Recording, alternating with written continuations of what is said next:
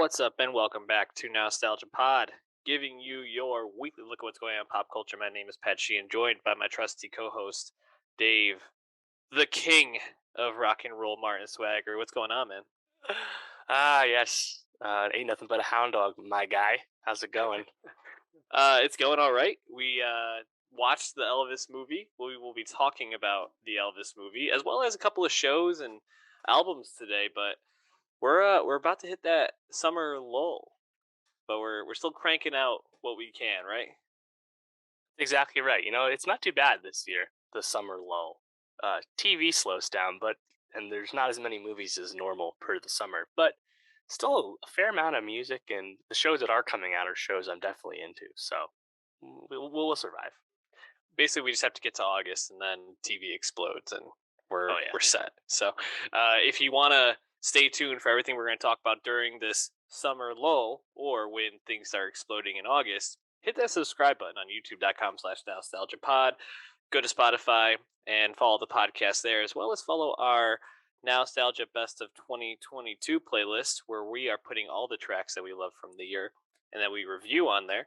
And Dave, let's start with a artist that you're a little bit more tuned into than I am. That's Empress of dropping a 5-song EP titled "Save Me." Were you looking forward to this drop?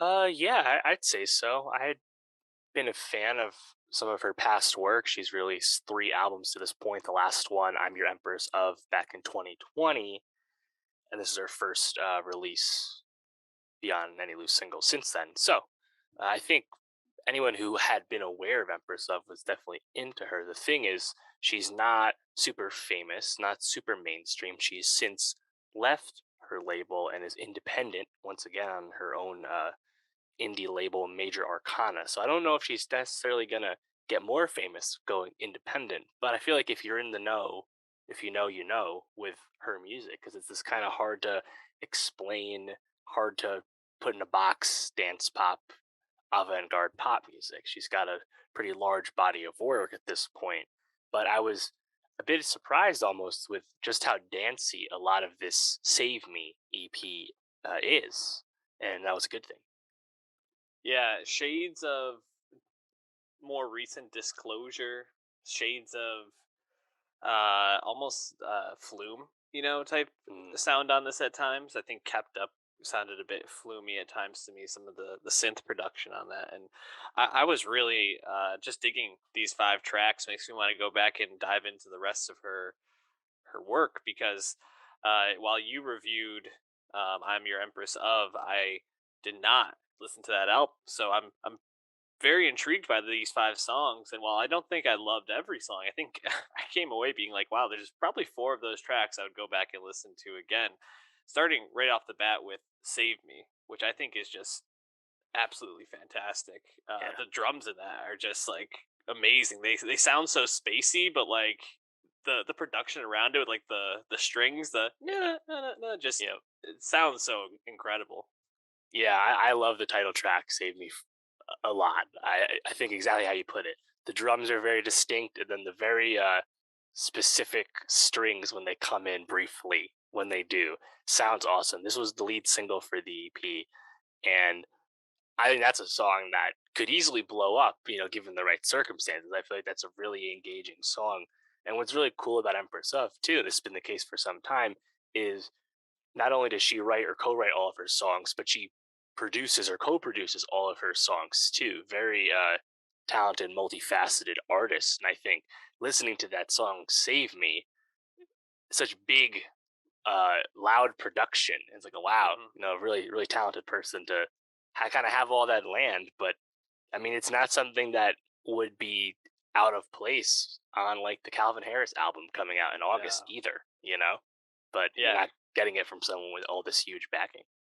No, I completely agree, and it's interesting on the EP because I feel like it almost kind of goes like one on, one off. Because "Save Me" sounds so distinct, but then "Dance for You" is kind of a like straight pop track. That I feel like that you could hear that on like a Dua Lipa album and not it wouldn't feel out of Yeah. place.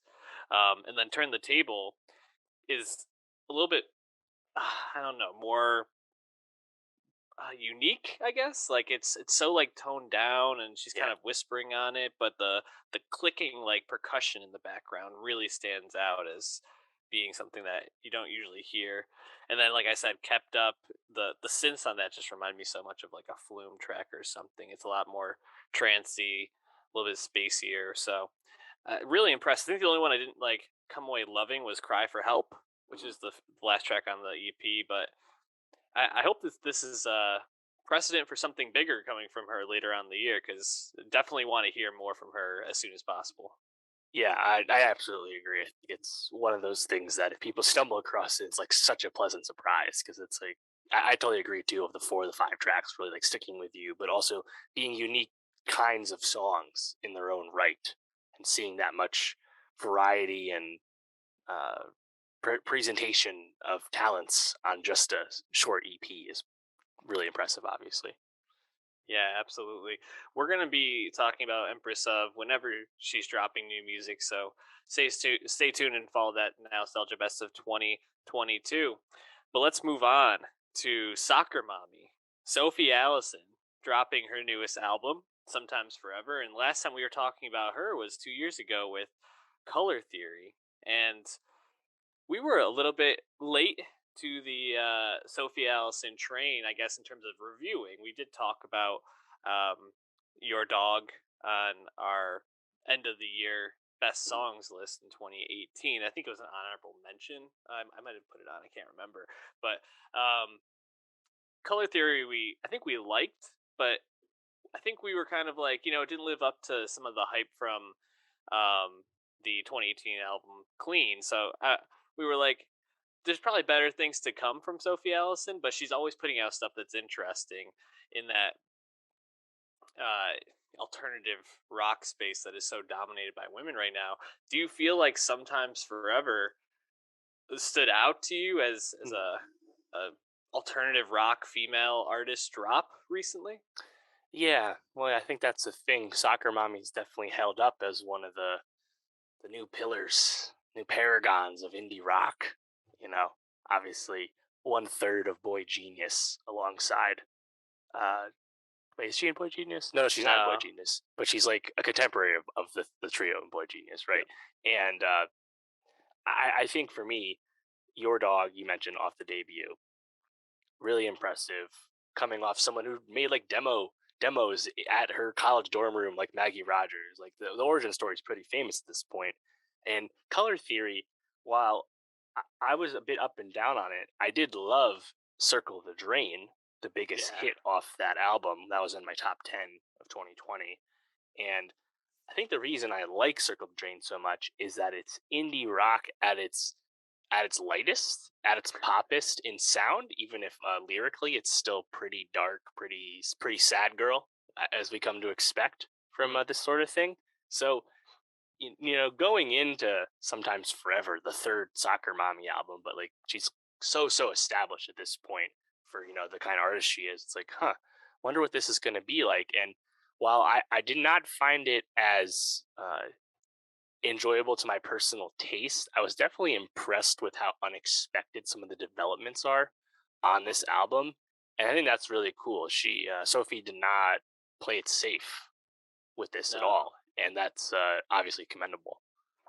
Yeah, just talking about Empress of and kind of how it felt like every other track kind of was going back to like a certain type of sound or idea. I really felt like that was almost how I experienced Sometimes Forever because it feels like one track will be a very uh, traditional alternative rock sad girl track, and then another track will be something that is just totally unexpected, something completely out there. And I don't think there's a better example of that on the album than the first two tracks, Bones, which is very much a track you could find on a Julian Baker or Lucy Dacus album or something like that. And then you go to With You, the next track, and it starts off with that like amazing electric guitar, like descending, no, and you're just like, ooh, this is so singular. Now, some of the lyrics and some of the general concepts that kind of play out in the song go back to a more traditional alternative rock space, but you just kind of have these flourishes throughout that you're just like, ooh, you don't usually hear that on like a Phoebe Bridgers album, and I think that's what sets Soccer Mommy apart. Is she is willing to push the boundaries a little bit more than some of her contemporaries. What tracks stood out to you, or what were the swings that you really liked on this? Yeah, I think excuse me, I think there's two pretty easy ones to point to, which happen to also loop into her collaboration on this album with Omnitrix Point Never. Definitely not Hmm. something I had expected to see her go Yeah, down in no. terms of the road, but Darkness Forever Hmm. and Unholy Affliction, Hmm. uh, those two in particular, is like, wow, like, I'm not shocked at the darkness in the lyrics, but like to bring it out in the instrumentation and the songcraft uh, in such a electronic way, almost as far as indie rock goes, it was it, those were the songs I was like, wow, it's like definitely not a song like that. That's my cup of tea. I'm not going to run these back, but it's also just not something I expected to hear on this either. Yeah, no, I completely agree. Um, Unholy Affliction. Just I think that song is pretty like very cool. Like the way that her vocals are so like distorted, almost kind of like coming through like a bad radio kind of, and with like the drums just like whirling around it. I love the sound in that. And then you mentioned Darkness Forever. It's it's really just driven for most of this by this like thumping but slow bass line until like kind of the end when it really like kicks back up, and definitely unique sounding on the album and definitely stands out. um Really impressed with her going for it, and I think both songs work pretty well for this album, which is kind of looking at like success but like the darker sides of success in a lot of ways. um, were there any tracks that you found yourself really loving? Maybe because I know you said you didn't love everything on it. Yeah. I'd say Shotgun's probably my favorite song on this. Just the snares there really stand out. Overall, just the instrumentation's pretty groovy. Again, probably because it's the latest song I'd say on this album. I also like Mhm. the last track, Still. Just thought the acoustic guitar sounded pretty good on that. But I think overall, the reason that I struggle with this album more than anything else was I just kind of struggle with the vocal performance on this. Not so much that it's a bad vocal performance; it's just that it's kind of intentionally washed out amongst the instrumentation, amongst the production, and Mhm. that kind of haziness is just not what I'm looking for. Yeah, it's almost like shoegaze esque at times, where you're almost like, where does her vocal start and some of the instruments begin? But I do enjoy this because it does feel so singular compared to. I mean, we've got an album from each one of them in the past year and a half, I believe. Dacus, Baker, Bridgers, Lindsey Jordan, and now Right. Sophie Allison. So yeah, I agree. I think Shotgun really stands out. Feel It All the Time also kind of has that like cool, like very like pronounced guitar playing, which I think is really great. The guitar playing on this is so awesome. There's a couple of tracks that if you really tune in, like the lead guitar is plucking away in ways that you just don't really hear a lot on alternative albums right now. So I really enjoyed her playing on that. But yeah, I liked this album a lot. I think Sophie Allison really is just such a singular artist in that sphere right now. And if you had to pick like your top three, Bridgers, Jordan, Ooh, Allison, Dacus, yeah. Baker. Yeah, I'd say Lindsey Jordan. I'd Snail Mail's my number one, just because I Yeah. loved Valentine the most out of all these recent releases. Hmm. Yeah, I guess two's Phoebe Bridgers. And then I'd say three. I mean, I love Circle the Drain so much. It might be Soccer Mommy. Like Julian Baker, I just never could really Yeah, connect with her vocals personally. and Dacus the album kind of came and went for me as well. I'd say those are probably the top three for me too. But we'll be adding a song from Soccer Mommy to our Nostalgia Best of 2022.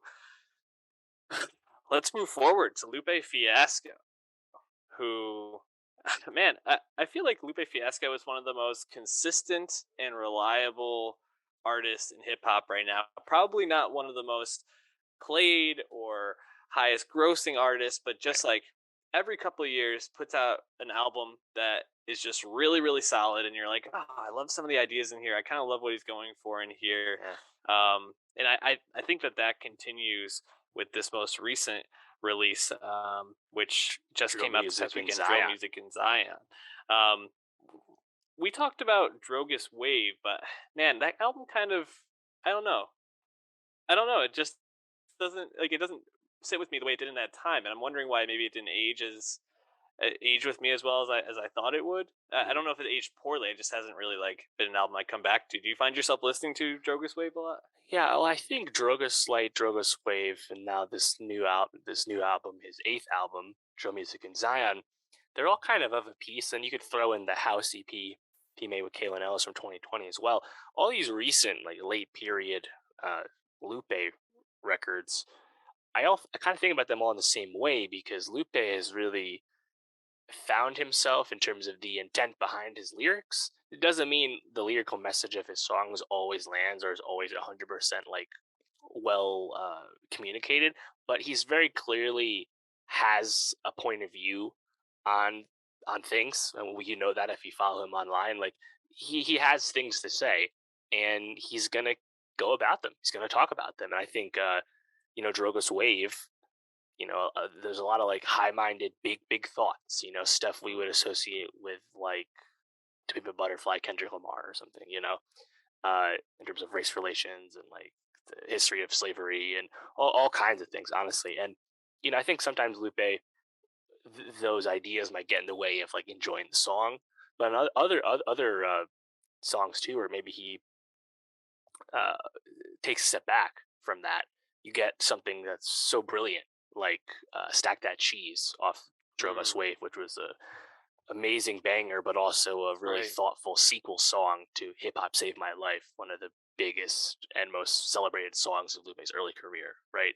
And now we find him with this eighth record, Drum Music in Zion, age 40, and I think this is an album that's not quite as like overtly ambitious as the two Drogas albums, but Mhm. still has enough like under the hood in terms of like thoughtfulness that I think I appreciate it even more than those albums because it's kind of, I think it's a really nice like mixture of the two where it's like there's still some like deep lyrics and observations on this, but these songs also just like sound great and like I want to just Yeah. listen to these songs, and that's a great mix to have for an old head rapper. And honestly, like Lupe, a forefather of Chicago hip hop, I would love if the most famous forefather of Chicago hip hop was still this competent with his words, because Lupe certainly is. Yeah. You basically summed up my thoughts on this well, which is like Lupe is obviously just I think one of the most thoughtful rappers out there right now, and just always kind of putting as much into his projects as I think he can. But it felt like he almost just was like, I just want to make an album that has meaning, but just really is like smooth and like fun to play back. And I really just found myself bouncing the whole time listening to this. I really, other than I think the first track, which is like a spoken word type thing, but kind of sets the tone for everything. I thought that this was a really, really strong album and one that was just like fun to sit with. And it's interesting because I look at like where I kind of dropped off from Lupe, and it was probably like maybe right after Lasers, and then he has that like 4 year layoff from making music.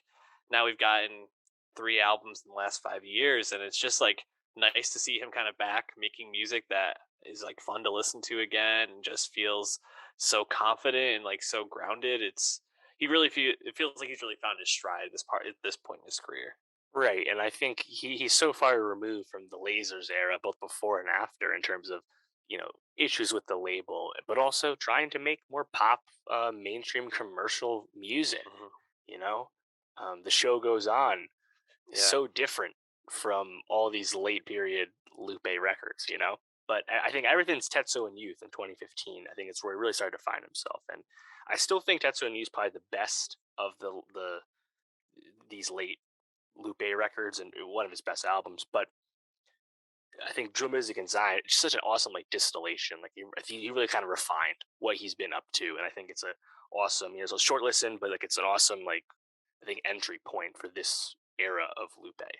And even though it's short, 10 tracks, 40 minutes, he has a lot on this because he's so talented. There's so many varied flows, but also varied production styles, and he's also while giving you all these kind of observations and lyrical thoughts, and it's just quite impressive. So I think more than anything, though, I'm just excited that there's a lot of songs here that I want to hear again, just as singles. You know, I think one of the first songs that really like caught my eye was the third track, Autobato, Yeah. which has just a banger nature to it as a rap song. But his flow on that is so awesome and so unique from anything else he's been doing lately.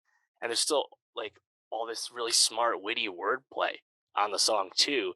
And if you actually like, you're like a hardcore Lupe head, like, oh wait, no, this is Lupe bringing us back to the Carrera alter ego of his past too. So it's like super rewarding if you're like a Lupe like OG hardcore fan too. But if you're not, it doesn't matter because it's just a banger. It sounds great. This is one of those tracks where you can just see it being played at a live show and just everybody bouncing around to it and just like really getting in the zone for the rest of the concert. Yeah, I agree. Autobotto is great. I really even like Gotti, the track Yeah. right before it. It Hmm. feels like when you think about early Lupe and what really drew people to him, things with like kick push really like brought in was like one of the first like jazz rap songs of that era that I think people were like, "Ooh, these two things really like mesh together really well." Yeah. And you just hear him like really killing that sound on Gotti. It's just so smooth. He sounds amazing. Over the track, other tracks he's a little bit more washed out in terms of his vocals, and this he's just like right at the top, very crisp. What other tracks stood out to you? Yeah, I liked along those lines with Gotti. I really liked Naomi, just because Yeah. that's just a dusty ass jazz rap song, so different from Autobado, you know. But I kind of liked his wordplay about going to Roxbury, seeing the Malcolm X house, stuff like that.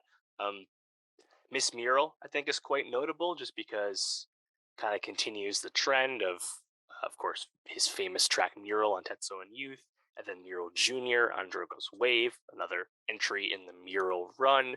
First one's still the best, obviously, but he really likes to kind of like rhyme his ass off on these Mural tracks, which is always fun.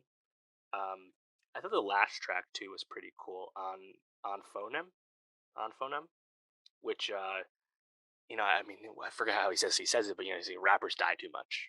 He really has his observations about the state of hip hop on this, and I think really kind of closes the book on this record, which is called "Drill Music in Zion," a pretty pointed title for an album that's clearly not drill music, but Yeah. of course, Lupe Fiasco from Chicago, the genesis of drill music. 10 plus years ago at this point, him kind of talking about the not just saying rappers die too much, but I think kind of like bringing it all together in a lot of the themes and thoughts that he often shares about kind of like the commercialization and over consumerism of art, and about how like when rappers are dead, they're kind of their deaths are used to sell posthumous releases that didn't even make. It's like he actually has some like poignant things to say about something like this. I was pretty impressed too with just like the fact that he could w- weave something in like this into the album and connect it directly to his kind of satirical title for the album as well. So yeah, overall, I was really impressed with this because I mean, just in general too, like 40-year-old rappers, we say this all the time. It's hit or miss for sure, but Lupe sounds just as sharp as ever on this, honestly. Yeah, going back to the lyrics on Fodem, I agree. I was really struck by. I think the line is something like, "What's the difference between a life insurance plan and a posthumous album?" And I was Right. like, "Oh, like wow, that's like a really like pointed but like wonderful observation and way to put it." Yeah, I agree. I just really think he sounds really confident, really settled and grounded in this. And if you tuned out to Lupe after Lasers, I think you'll be pleasantly surprised to tune back in and see what he's been putting out the last few years. So, drill music in Zion, an album I think we recommend. Any last thoughts? Are you ready to switch over to TV? Just a quick note too, this album is completely produced by Soundtrack, who is also the producer of Kick Push and Superstar, of course, his two early hits, which is again just kind of a cool note for the OG fans there. But yeah, I mean this one was a blast. I was really pleasantly surprised by this. Definitely did not have expectations at this level for this album. But yeah, shout out Lupe. And again, follow our Nowstalgia Best of 2022 album. Let's talk Westworld now. Season 4 dropping on Sunday night. Dave, what was your anticipation level for Westworld Season 4? My anticipation level for Westworld season 4, whew, that was about as high as the life expectancy of a human in Dolores' path in season 2, man. Uh, Low, quite Yeah, low. man. I felt the exact same. There's a few shows coming out in the next week. I guess these 2 weeks where you're just like, I guess we got to do it. But like, man, why? I guess that was the question I really was sitting with. Is like, why do we keep talking about Westworld? And I think Yeah, it's because like, even though the show is incredibly flawed and the story is just nonsensical and too convoluted, and like if you go to listen to these other podcasts that are recapping the last couple seasons, even they are like, half of this doesn't really make sense. Like we can't even follow the plot and explain it to you in a way that's actually intelligible, and like right. that's a really bad sign for a show. It still looks great, and the concept from the first season is so intriguing, and there were parts of the first season where you're like, this show kind of sucks, but it also has some really great moments. There's something there, and there's a lot of actors we like. At Yeah. least that's what I kept coming back to. I'm like, there's enough stuff here where something could work about the show. Why did you want to keep coming back?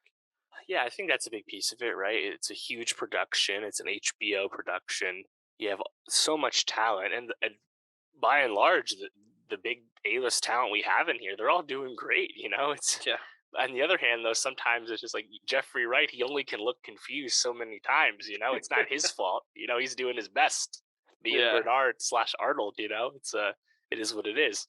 Uh, I think for me, it's I'm at least a bit more intrigued about the show now because it seems like they've used all of season 3 to charitably set themselves up for this new iteration of the series, starting with season 4.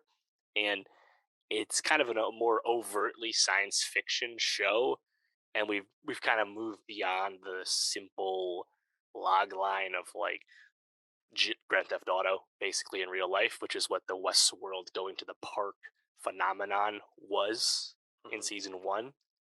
So it is cool that the show is quite removed from its relatively humble beginnings.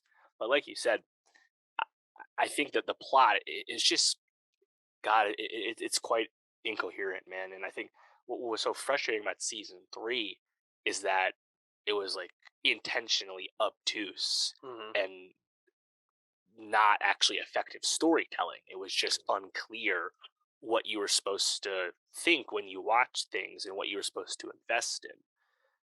I thought this season 4 first episode was pretty solid. I think there's moments where you're like, I don't know what's going on. I don't know who that is. Sometimes it's because they're brand new characters, but also we're so beyond the pale at this point with actors having different identities, humans, hosts, dead, alive. You don't know what the fuck's going on. It's so hard to keep it all straight. I certainly did not remember a whole lot going in to no, this new season, but I think there was a few things I latched onto with this. I'm intrigued with Maeve in general. I think the mhm. Tandy Newton character, the best character on the show, at least the most fun to be with. Seeing her, link up with Caleb, Aaron, Paul, a weakness of season 3. I feel like I kind of understand what they're up to right now, and that's a win. That's a positive. Yeah, You know, I'm definitely not as invested in fake Dolores, whatever her name is, and Christina. fake Teddy Um, or we'll get to Teddy. Gosh, yeah, I agree. I think the Maeve Caleb storyline is interesting. I'm like 50-50 on the Ed Harris Men in Black thing. Like right. So that's I thought, host. That's host Ed yeah, Harris, right? yeah, because one of the main characters of the last 3 seasons, you kill off in a post credit scene and make him a host after the end of the season finale. What a choice! But yeah, I think there's some good stuff here. I mean, the show still looks great, and Yeah. cool things happen. That like opening cold open where host Men in Black Ed Harris goes to the cartel and Yeah. At the Hoover somehow, Dam, no less. Yeah, how did he make them kill themselves? Are they just all hosts too? Is that the Something with the fucking flies. I don't see. That's the thing. You have no idea. You're just supposed to figure it out later. Yeah, but it's something he hosted the shit out of them somehow. I don't fucking know.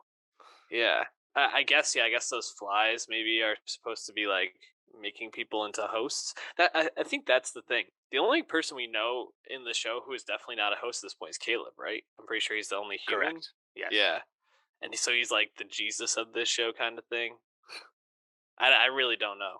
Yeah. Well, Dolores was the Moses in season 2, so Mhm. we're gonna try and keep the biblical allegory going. I perhaps that'll fall into place. I'm not too sure.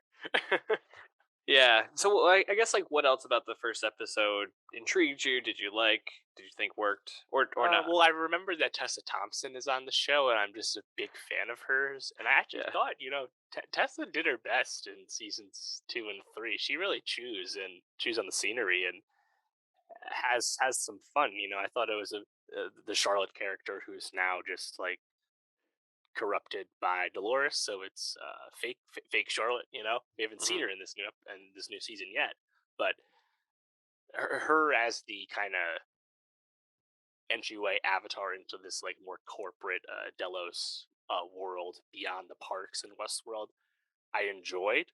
Um, I'm not sure how much I'll dig her moving forward now that she's not herself, TBD. But I'm a big fan of her as an actor, so that's something. Is there anything that you think the show could do at this point that would really like win you back? Yeah, I mean, honestly, I just think if it's easier to follow, like it's a really low bar. But if I just kind of enjoy watching the show, that's good enough. Yeah. I'm not super invested in the overall plot, and I don't think I need to be.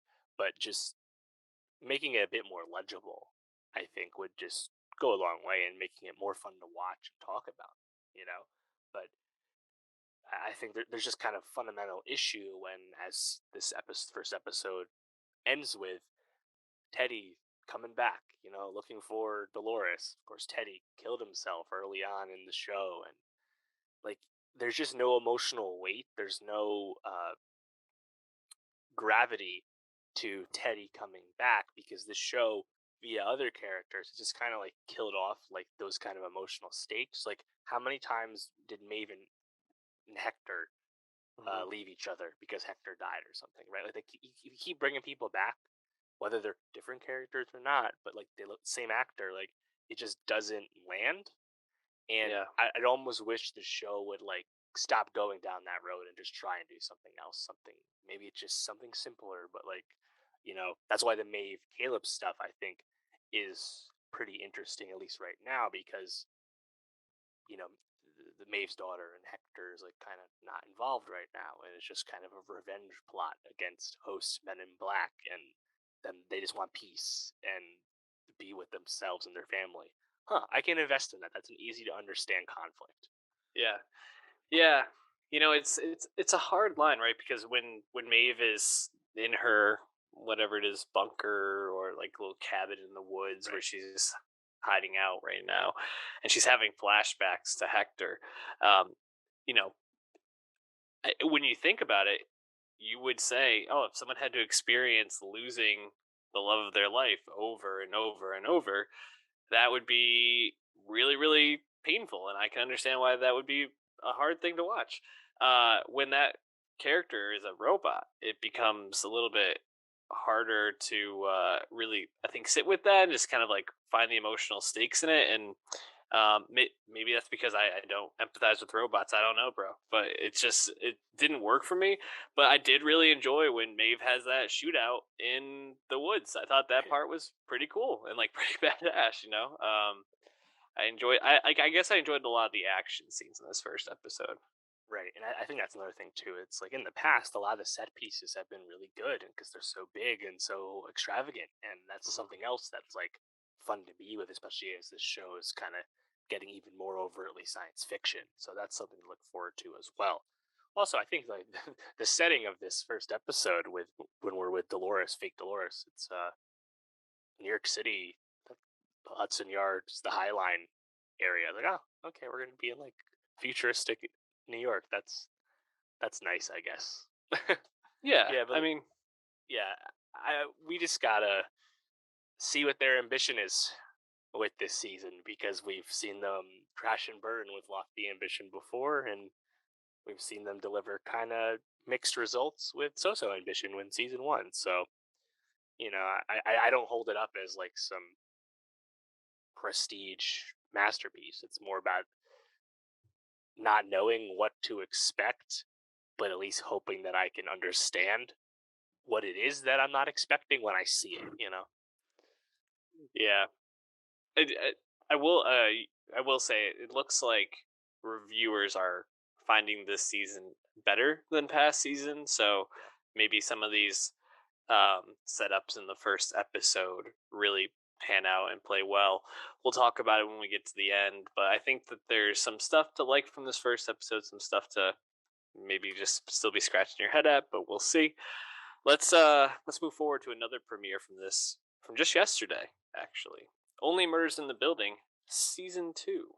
We're just gonna be talking about the first. Did you get to all of them, or I only I got to did the see first one? two. Yeah. Okay. Two premiered, going week to week from here on out on Hulu. And so you did a lot of work catching up on Only Murders in the Building season 1. What was your takeaway? Right. I mean, it's not that bad. It's only 5 hour Yeah. first season, half-hour show, of course, and notably is the biggest comedy on Hulu to date at this point. Big hit for them. Yeah, it's something that I wasn't like when it came out, and I was like, oh, there's a hit show on Hulu. Steve Martin, Martin Short, Selena Gomez, comedy. I was like, oh, that's cool. Not really my thing. I don't make time for a whole lot of comedies, especially the ones that aren't on HBO. But I know you really liked it. It's coming back for another season. It's like, screw it. I have time right now. I'll watch it. See what Summer the hype lull. is about. And you know what? It's a show that I find compulsively watchable, but also kind of unremarkable. Like it's not. I didn't dislike the show. I also didn't really care for the show either. It's Mhm. weird because like it has fleshed out characters from our three leads, but I also didn't really love being with any of those characters. Funny enough, I think some of the humor is quite fun to be with. Um, I was a little put off by the end with like the lampooning of true crime podcasts, fanatics, true crime super fans, that kind of things. I get what they're going for, but it's like I just like couldn't care less about true crime so much that it's like it's kind of annoying to me. In season two, I'm like, all right, well, it's kind of just feels like a continuation of season one more than anything else, right? Yeah, definitely. Yeah, if you want to hear my thoughts on season 1, go back and listen to our best of 2021 TV shows podcast. I think there's definitely some things to like about season two's opening, but you're right. It does feel like a continuation, a bit more of a like commentary on some of the ridiculousness about this true crime culture. But uh, when the show came back, I really was kind of left with the same feeling I had at the end of season 1, which is like I really like what's going on with Steve Martin. Um, I just was not enjoying the performance from, man, I'm forgetting her name. Selena So, Gomez. Sorry. Selena, Yeah, and I think it's that she just comes across very flat, and I get that the character is kind of this uh, traumatized, been through some really heavy shit in their life, young adult. Um, but she's just playing it so straight. And I mean, like a lot of her quirks are like basically bagging on old people, and like it's pretty funny. But like, I just don't know if it's enough for me to really like love the character. Martin Short's just ridiculous, like being Martin Short, which right? let him vamp, do what he's gonna do. But yeah, I didn't really love a lot of what I was getting there. And then you get Cara Delevingne coming in, and I'm like, Right. she's just not a good actor, bro. Like, she's just not good at this. I feel like last time I can remember seeing her was Suicide Valir- Squad. Valerian. I didn't watch that. Had to be Been a minute. Suicide Squad, and it's just like, Yeah. man, I don't know. You get Amy Schumer popping up, a lot more high profile people, and Right. Amy while Schumer filling in for the Sting character in season one. which Yeah. I thought was a nice touch to have a new celebrity play themselves in that way. I thought that was pretty funny. True. That's a good call actually. Um, but yeah, I don't know. Did you like this first the first two episodes? Yeah, it's the thing. I don't have like much of a new reaction to it because it just feels like such a continuation of something that they Hmm. probably weren't necessarily thinking about continuing all that much. The Selena performance disappoints me because I actually really loved her performance in the Forsaken Woody Allen film A Rainy Day in New York. I thought she was like really tremendous with Timothy Chalamet in that Mm. movie. Uh, Selena has like a deadpan to her performance and to her roles, but she had just I think a bit more of a tantalizing energy in that character in that film. And this time, she's like you said, she's just so reserved. And when you combine that with the kind of sardonic deadpan performance that she does and this character does, it's just kind of like I just want I want more from this character, you know. And I think it's hard for me to really like invest further in in Martin Short in particular, just because he's playing such a narcissistic, self-centered character that just kind of has like a baffling like life story. It's like it's hard for me to feel bad for some guy who's clearly like living beyond his means at an expensive apartment that he can't afford. Like I'm not going to feel bad for you making poor life decisions, you know? Hmm. Yeah. Yeah, I think if anything, Steve Martin's performance is probably the one that I really latch on to here. I really find the stuff going on with Brazos, as he's like Uncle Brazos, Right. to be really like funny, but also like reflective of like the stage of life that he's like so obviously battling. I think that's really great. Also, I haven't watched episode two, but I did like the cliffhanger in episode one where he's the painting of the Right.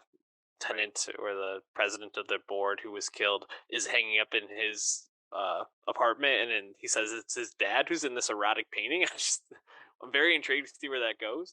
But yeah, the art stuff, Cara Delevingne showing up and like that whole scene. Really, I was like, ugh, I don't know Yeah. about We'll this. say there's a bit more spice to the Cara Delevingne character in season two.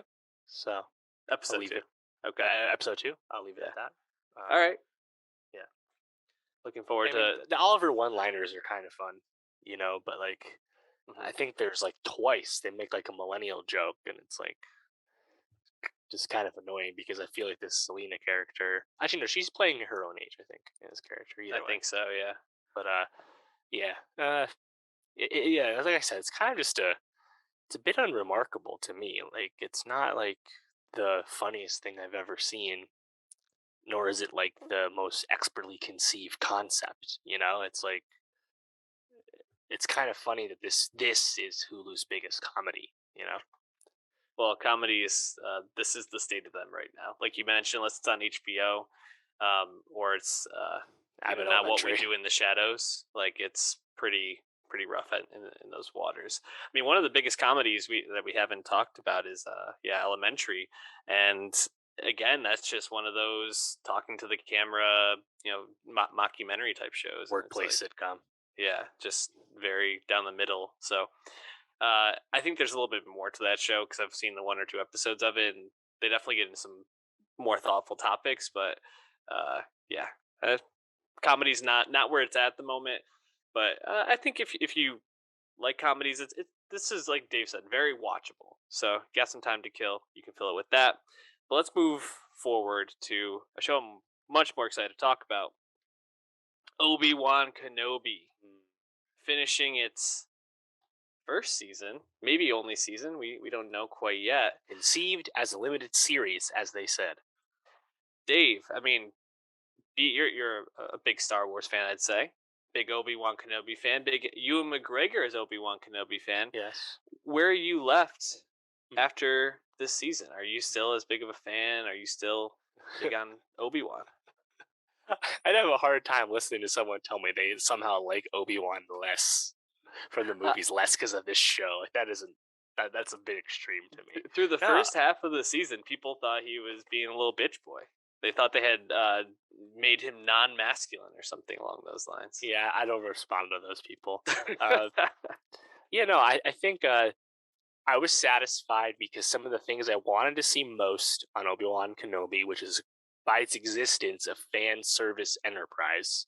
The things I wanted to see most, I got, and I was happy with.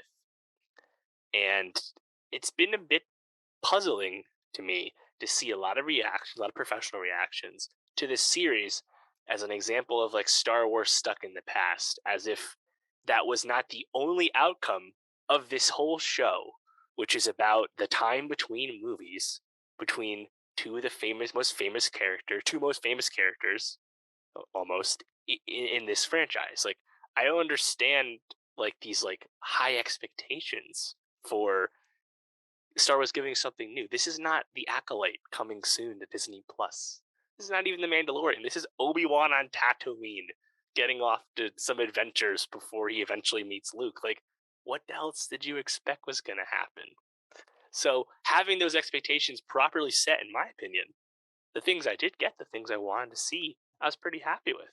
There's flaws to the show, some decisions, and I think a big part of that is this was a series grafted out of the original concept of an Obi-Wan Kenobi spin-off film, just the way the Book of Boba Fett was a product of a dead Boba Fett spin-off film, of course, both of these following the underperformance of Solo, the movie. So, I think all things considered, I think it went pretty well. But yeah, there's quibbles to have, of course, but I had a good time. I thought episodes 4 and 5 landed the plane for me, and they really needed to, I think, because of the way that the series had gone to that point. So I was satisfied.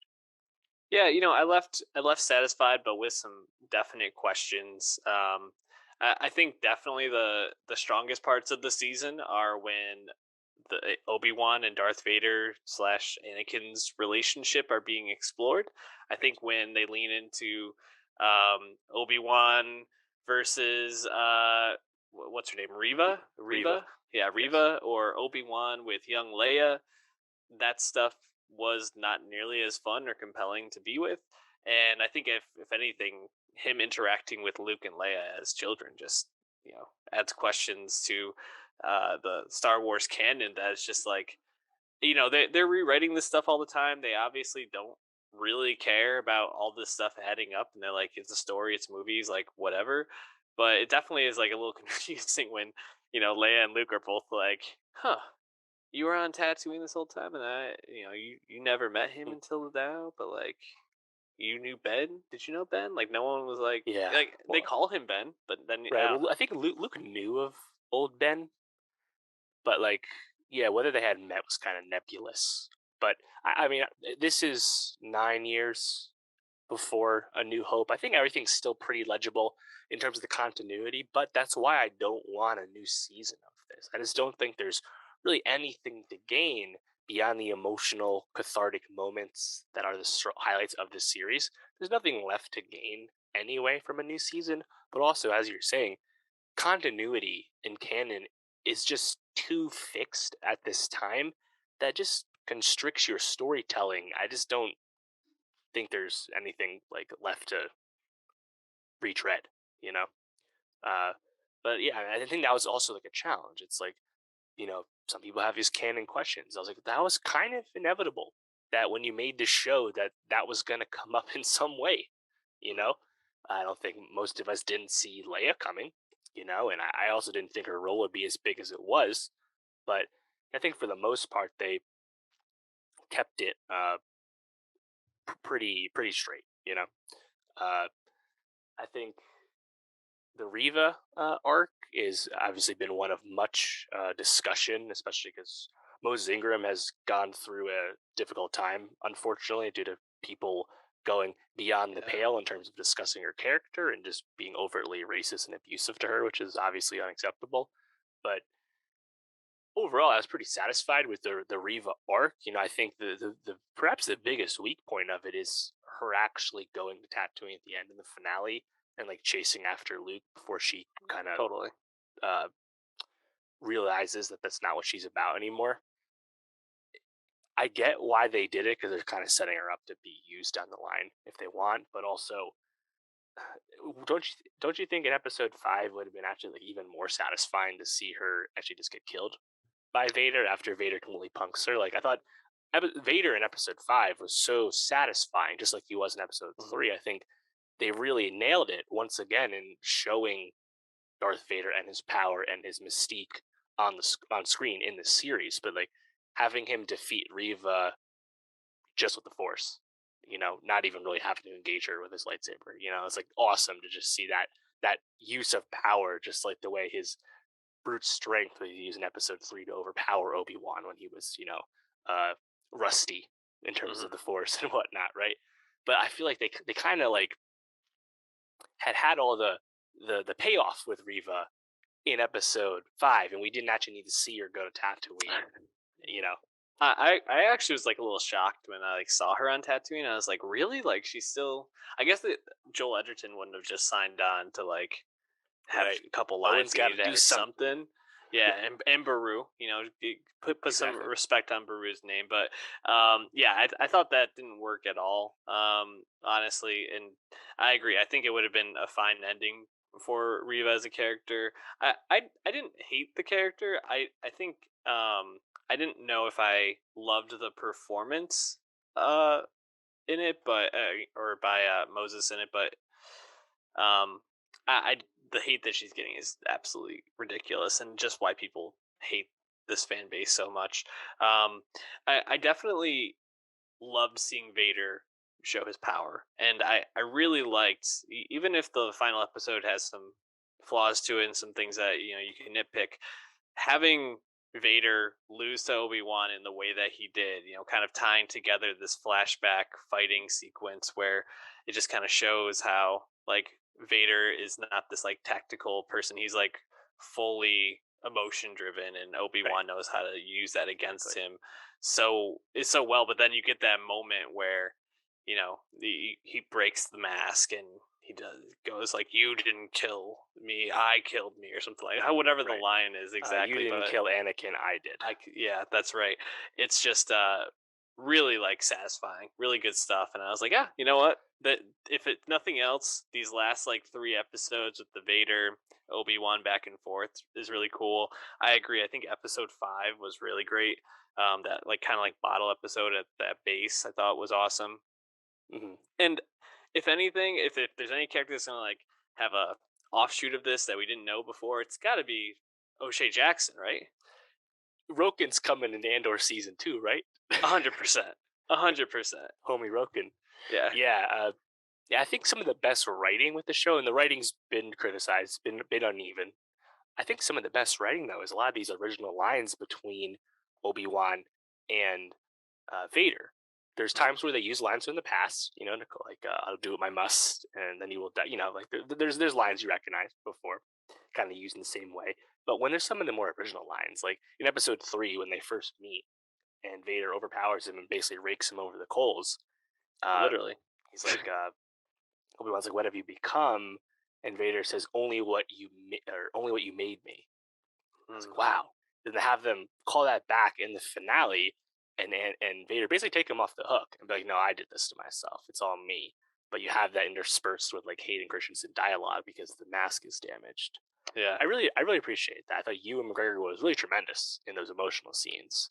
And also, I think what's really nice too, if you're a Rebels fan, when Ahsoka and Vader duel, the other half of the helmet was cleaved off.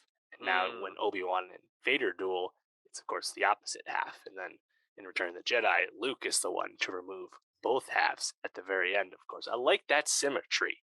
Look at that. Uh, but yeah, also Episode 5, I think it gave us what I think a lot of the prequel fans were really excited about was some kind of flashback about Anakin and Obi-Wan before it all went down.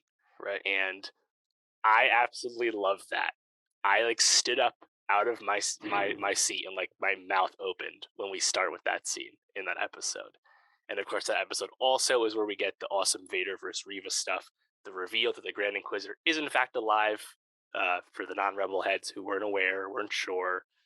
I was so satisfied with Episode 5, and then even at the end of the finale, we get there's Qui Gon. We knew we'd see Liam Neeson, you know, Yeah. very briefly, of course, but it's kind of just seeing Obi-Wan, seeing Ewan really like imbue himself into the character once again for those emotional moments. I think those are like the key takeaways with this series, and if those were landing, that's kind of like all there needed to be. Like I didn't really need anything else from the show because, like I said, it was something with such little stakes because everybody involved is not gonna die, and the continuity is so constricting that I feel like it achieved about as much as it could have. You know, Yeah, just want to say real quick, Qui-Gon actually I think is a loser in this whole thing because he's like the only Jedi to ever get like stabbed and just die. Like true, everybody else just is like fine. I guess Obi-Wan in the original trilogy gets struck down, but that's kind of like a force type thing. correct. Man, Yes, Grand Inquisitor and Reva both survive impalings. Qui Gon did not. Darth Darth Maul got Maul cut in half. surviving being bisected. I think it's more like the use of the dark side is necessary to survive such things. That's kind of been the Hmm. suggestion. I think that's what we have to go with because, yeah, could Qui Gon have been force healed with if only someone was around with the powers that Rey learned at the end? Alas, Obi Wan, a mere Padawan, could not save Qui Gon's life, but he discovered being a Force ghost effectively and taught it to Yoda and Obi Wan. So who's the real winner? Good point. Yeah, I think overall this is a I think you said it right. This is satisfying in a lot of ways. You got a lot of really great things. Maybe it's not the perfect series. Maybe there's issues, but for being what it is in Star Wars, not meant to be like a flat, like a tent pole type thing moving forward. It's just a nice addition to everything. You get some more time with a character who is and an actor who's beloved. So Right. good And stuff. before we know it, Andor's coming, and Andor, of course, not shot in Manhattan Beach at the volume like the Mandalorian and Obi Wan were shot over in at Pinewood, I think, over in England. Very exciting. And Rogue One, I feel like the popularity of that film remains to this day. People love that film and how the darkness in it so unique to Star Wars ultimately, and now we get to see hopefully more of that on the screen. Sounds like they have a 2 season arc planned, and we know season one's coming in August, so that's exciting. You love to And see it. yeah, and before we know it, Mando comes out beginning of 2023. Star Wars movies are still TBD, but the shows are chugging along. Overall, I'm having a good time with them. More than Marvel, right? Oh God, yeah. All right. Let's uh let's wrap up today with Elvis, the Baz Luhrmann uh biopic, epic Yep. biopic, I'll say. Um looking at the king of rock and roll, Elvis Presley. Boy. Why don't we start here? Dave, what's your relationship with Elvis? You a big fan? That's a good question. So, I think obviously Elvis is well before my time, but also, my parents are old, but they're kind of right after the Elvis generation. Mm. My parents' friends that are older than them were Elvis people. So I didn't really like hear a whole lot of Elvis like in the home per se, but there's a lot of, I think Americana trademarks and things about Elvis Presley, the man, and some of his music that has obviously persisted to this day. And that's kind of my knowledge of Elvis growing up. And I think, the critical re examination of the influences within his music and where the credit was and was not given is a particular interest. I think that's more of a newer conversation. But um, I was definitely looking forward to this movie because I think the Elvis Presley story is obviously super ripe for the musical biopic treatment. Yeah. So mom, my mom's side of the family really loved Elvis. I had listened to him a lot growing up. I think I know probably the hits. Right. But by the time I was really getting into music, and when you go back, there's just such a delineation between Elvis's time, and then you get into like the Beatles Correct. and Rolling Stones, and that sort of music just interested me so much more. So I never really like dug in, and I kind of don't care about Elvis at this point, to be honest. I agree. I think the Hey. critical re-examination of his music Mm. is really fascinating, but it kind of just like highlights how him as a celebrity was more did more as like a bridge of white culture and black culture more than him maybe being this really talented genius of an artist, and I think the movie actually does a pretty good job of displaying that. But before we get too far into it, Baz Luhrmann, I think, is another person we need to kind Yeah, of talk about as what's our relationship to him, right? And so I've seen Moulin Rouge, I've seen The Great Gatsby, and that's about it from right. his I've seen uh, Romeo and Juliet as Romeo plus well. I think Juliet. I've seen some of Australia. And so I really like Moulin Rouge. Definitely his most beloved movie. Gatsby got some recognition, but overall, not my favorite. And so going into this, I was kind of like, if this is more Moulin Rouge than Gatsby, I think I'll really enjoy this. And I feel like it kind of fell in the middle. I think there's some Huh, moments that really work interesting. in this. I think there's some moments that I just there's some choice in this that really don't Right. work for me. What's your feeling towards Lerman though? Yeah, I think he's a very interesting, talented filmmaker, a very unique guy who, I mean, this is only his sixth feature film. Gatsby was 2013, and since then he made the short-lived Get Down series on Hmm. Netflix. He's takes his time with his projects, but he's someone with a unique point of view. He's a stylist, right? He's kind of in the same realm as Zack Snyder, honestly, right? He's got a clear point of view. He's going to approach things in a certain way. And it kind of makes sense that Elvis Presley is the subject of the Baz Luhrmann musical biopic, just the way that The Great Gatsby was the subject of his literary adaptation, a very multifaceted, challenging to adapt uh, uh, American novel. That was the thing he wanted to adapt. Elvis, of all people, the big personality, that's his music biopic. It all kind of makes sense to me. Uh, and I think there's a bit of Moulin Rouge in this movie for sure. So yeah, I mean, I don't have like a huge relationship with Baz. I think that's also just because, like I said, he doesn't He doesn't work a work a lot. lot. Yep. But when he does work, it's definitely something that's his.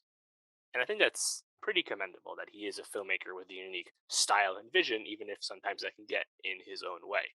Uh, Overall, though, I did enjoy Elvis. It's a flawed movie, it's super long, but I had a really good time with it. And I think a big part of that is because Austin Butler is really convincing as Elvis Presley.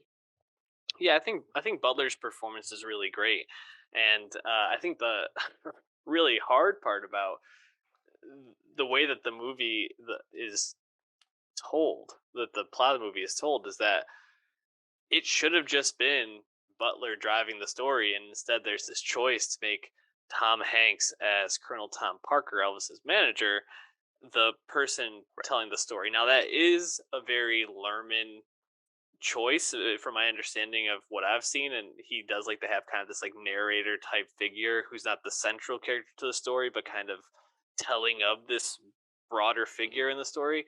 Yeah. But man, I could have gone if Tom Hanks just like passingly came in through the movie and then back out. I would have enjoyed this movie 110% more. Oh man, I really hated his performance as Colonel Tom Parker. What about you? Yeah. So it's been getting pretty widely panned.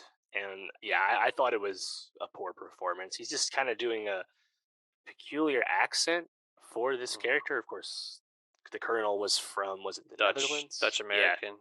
right. So, and nebulous beginnings in terms of tried to claim he was the citizen of no country when he eventually got sued for his mismanagement of the Elvis estate, things like that.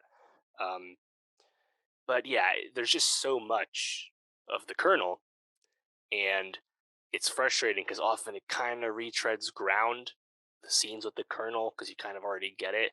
And even though this is such a long movie and it moves so quickly, there's also so much stuff that's just not given the time it needs or greatly ignored when it comes to the Elvis Presley story. And I think that's why it can be frustrating to watch this movie because, like, there's so much like good stuff here. That's why the Elvis story is so ripe for this biopic treatment, because there's so much engaging pulpy material about Elvis himself. We don't have to get bogged down in the Colonel screwing him over every single time. We get it, you know. Yep. Now, if Tom Hanks was better in the role, maybe it's more forgiving. But I was also kind of frustrated with the narration coming in and out in general. Just kind of like an annoying framing device, and because the Colonel's the one telling us the story. Obviously, this movie then is not equipped to uh, explain, even comment on Elvis's relationship with the black artist that he loved. You know, they do at least nod to it, acknowledge it, Mhm. but they're just not in a position to say anything further because I mean, it's being told in the moment. I guess it makes sense. They really can't present this like more modern view of everything Mhm. when they're talking about things as it's happening. But in place of that, we're just spending so much time with the Colonel. It's the snowman. It's just it's a bit of an annoying choice. But I mean, the set pieces though, like those key set pieces when there's like these big Elvis performances, these famous landmark performances at various stages of his career, those scenes are really awesome and Yeah. fun to be with. And in general, this movie did make me want to listen to some Elvis, and I think that that's a sign of it being at least somewhat successful. I definitely went and watched the "If I Can Dream" performance from his comeback special, and I watched the real thing, and like it's fucking great, and Mhm. that scene in particular I thought was super powerful. Yeah, I agree. There's like two or three set pieces in this that are just absolutely dynamite and just suck you in, and then the movie comes screeching to a halt when Colonel Parker is screaming about how they have to do a Christmas song, or he's kind of like, "Ooh, what's the scheme going to be this time? Let's put all this merchandise out," and you're just like, "Ah, man, like I just really want to be with this character again." Another issue I kind of had with the movie, and I think this is more so a issue with the framing device from Colonel Parker's perspective, is you have these moments of huge American historical history that are mentioned. Martin Luther King's passing and then RFK's Yeah. assassination. And Elvis is kind of like put in this position where are you going to say something and risk your commercial appeal, or are you going to kind of continue to like not put yourself out there in that way in order to sell as many whatevers as you want? I I did not know this about Elvis as a person, that he felt, had these political feelings and wanted this. Mhm. And it almost feels a bit kind of like random in a sense, because I think when you know this, what people know about the story of Elvis is this like really quick rise to fame, this like juggernaut who then kind of becomes a sellout and gets addicted to drugs and becomes fat and is just like this caricature of himself near the end of his life in his 40s. And the pacing of this and the choices of what they choose to show just feel a bit confusing, right? Because you don't even get really to like enjoy him just like running around Memphis with his friends, or running around Yeah. Vegas with his crew. You don't really even get to like see his relationship with Priscilla that much. And it's just No. like what they chose to show and what stories they chose to tell and what they chose to not show are just incredibly puzzling. And Right. it would have almost worked better if they maybe framed it like Jobs in a way, right? Where it's like Elvis around these three key performances, and you get these three key performances as like the driving parts of each act, and then like these characters are popping in and out around each one. You kind of see these conflicts arising in a sense, but just Right. really strange. Yeah, well, I think there was such a great opportunity just as the real life story. It's like you could have juxtaposed Elvis's genuine, like heartfelt desires over like things he believed in and things he felt about race and society and stuff, and you could have juxtaposed that with like how he also was super naive, taken advantage of by the colonel and by his family and Hmm. the Memphis Mafia and stuff like that. Like, I think there's such a interesting way to tell that story about someone who had greater ambition and then by due to his own failings and also the people around him was held back from ever really attempting that ambition. And you get like that kind of nodded to with the "If I Can Dream" stuff, but Yeah. overall it's like we just kind of keep it moving. And like you said, his courtship, his marriage, his whole life with Priscilla Presley is completely skipped over, let alone any of our past relationships Hmm. after Priscilla leaves him. Like, none of that's there. And we don't even really get to see him, like, fall down the rabbit hole with pills and stuff. It's just kind of No. nodded to. And, like, oh, next thing we know, he's, like, they're using amphetamines on him, but like we kind of barely see it. It's like and like the hangers on that was the Memphis Mafia and his incompetent father. Like it's all still kind of just not really there, and we're just supposed to experience all this through the Colonel. So I think a lot of that is quite disappointing, just because you see how much potential there is in the story because of the history of it all. Yeah, I think my main takeaway from this is Austin Butler's a superstar, dude. Like he was incredible in this role, by far the best part. And you think about what what this could do for his career. I actually didn't even look at what movies he has coming out He's next. going to be in Dune 2, baby. Oh as one yeah, of the that's Harkonnens. right. That's right. I did know that actually, but yeah, he just feels like a rocky ship. Obviously, a standout from Once Upon a Time in Hollywood is Tex, Right. but really this is a big break. And I think about other like performances of these like big music biopics, and I think the one that this kind of like reminds me of most, maybe this is just like I'm stuck in it a little bit, is I was gonna say Val Kilmer from The Doors. Honestly, was that who you were gonna say? No, no, no. I thought Who were you gonna go with? This kind of reminds me of Taron Egerton and Rocket Man. Yeah, I think that's the easy comparison, and the movie Yeah. feels like it too. A bit like I don't know, surreal at points, like almost Right. like. But yeah, Edgerton came to mind as well. But Val Kilmer in The Doors is just like so mesmerizing, and he actually sang, which I give Kilmer so much credit for because he sounds Right.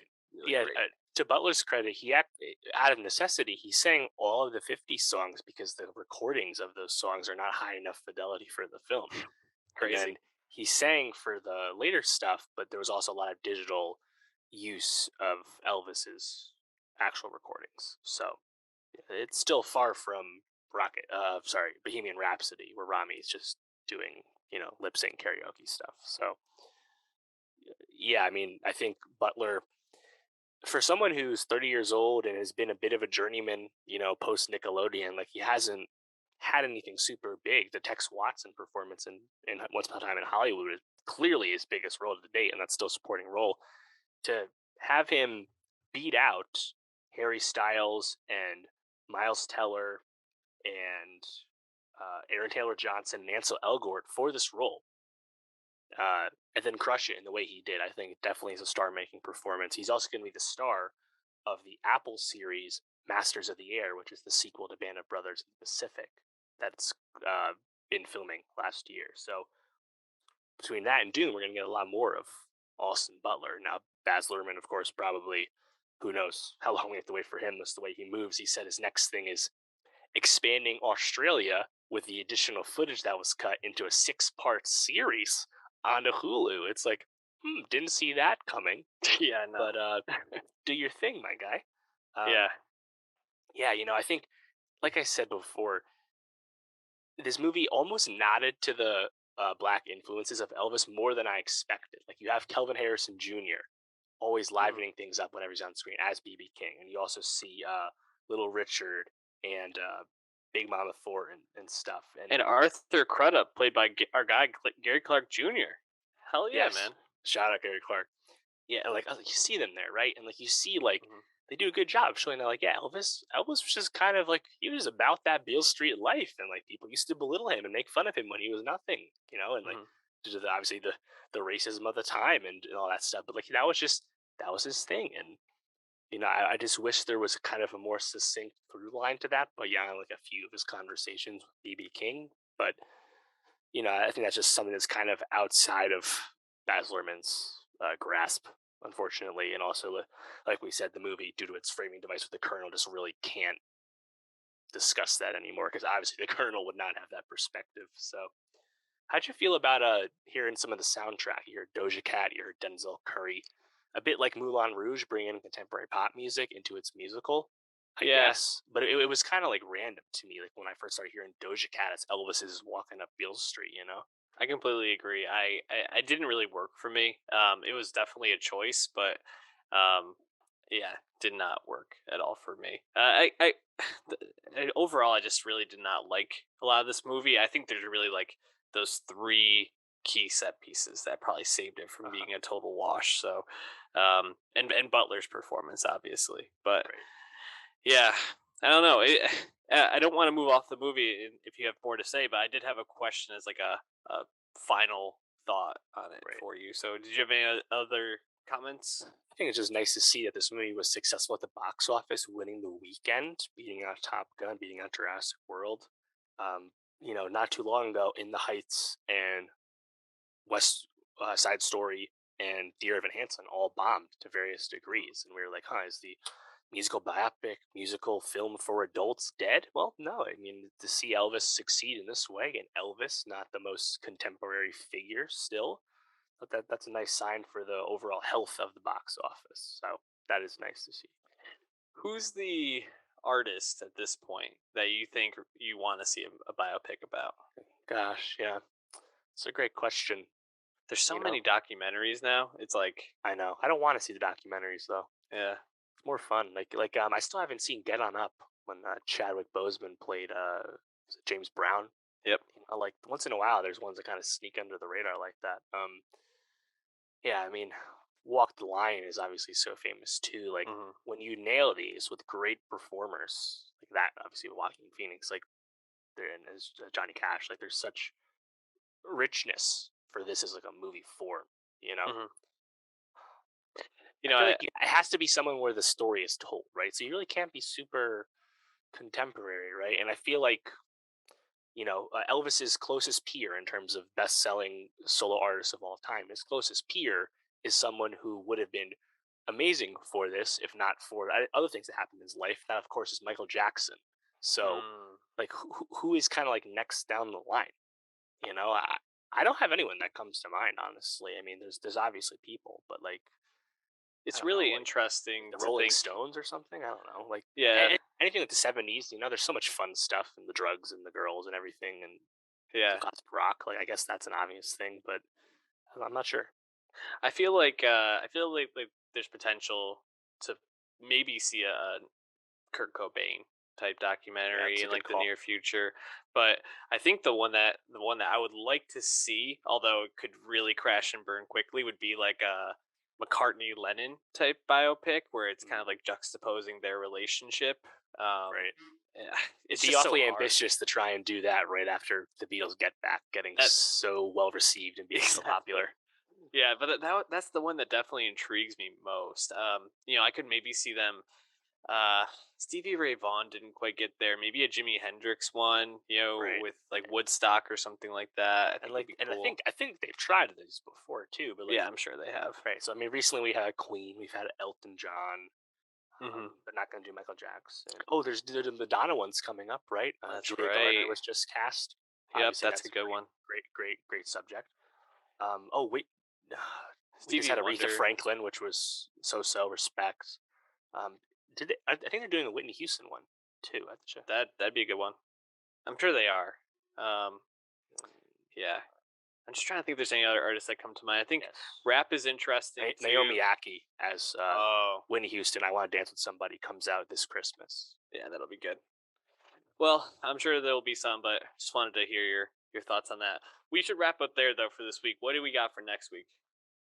Yeah, so next week, even though it's Fourth of July, some stuff to talk about. Stranger Things, the conclusion of season four part two, coming out. New album from Burna Boy, very exciting. We'll be talking about the Umbrella Academy season three, which is out now, and it's also time to make some Emmy nomination predictions. TV so hot, Emmys so competitive. Who's gonna get nominated? We'll be talking about all that and more. Follow us at Nostalgia Pod on Twitter. Go to youtube.com/nostalgia pod and give us a subscribe there as well. And again, go to Spotify and follow us there. We'll catch you next week.